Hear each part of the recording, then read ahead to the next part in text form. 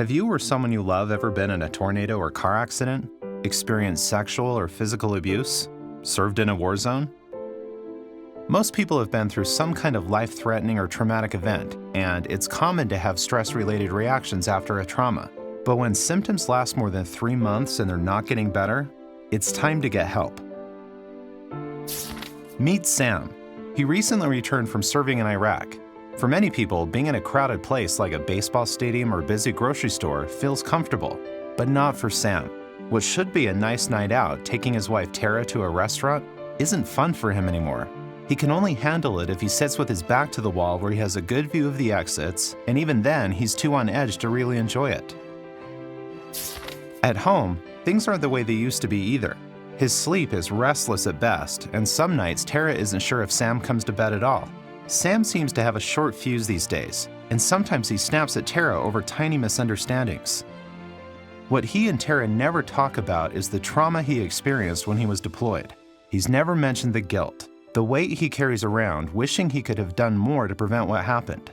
Instead, he's turned inward, pulling away from family and friends. Tara tried to give him some space, but after months passing without change, she really started to worry. She was the one to finally say what they were both thinking: it's time to get help. That's when Sam finally decided to take action. He reached out to a doctor who told him about PTSD, or post-traumatic stress disorder. Sam's symptoms were getting in the way of enjoying his life. Reexperiencing, hyperarousal, feeling worse about yourself or the world, and avoidance are the 4 types of symptoms people with PTSD have. Sam's doctor explained each. The first is reliving the event, or re-experiencing. This is often an unwanted memory or even a flashback where you feel like you're right back in the situation again.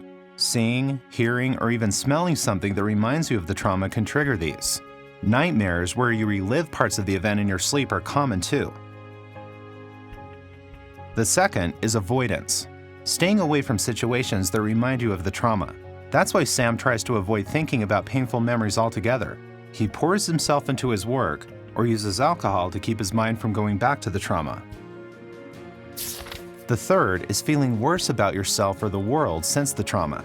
You might feel overwhelming guilt like Sam or not trust anyone. You just might not be able to feel happy, even when you are around people you love.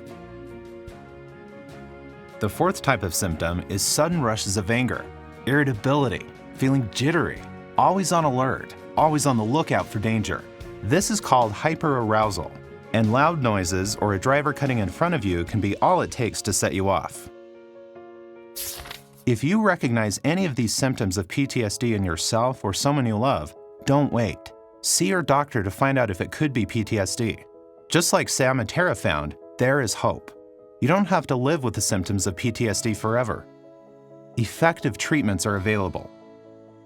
To learn more about PTSD or how to get help, visit the National Center for PTSD website at www.ptsd.va.gov.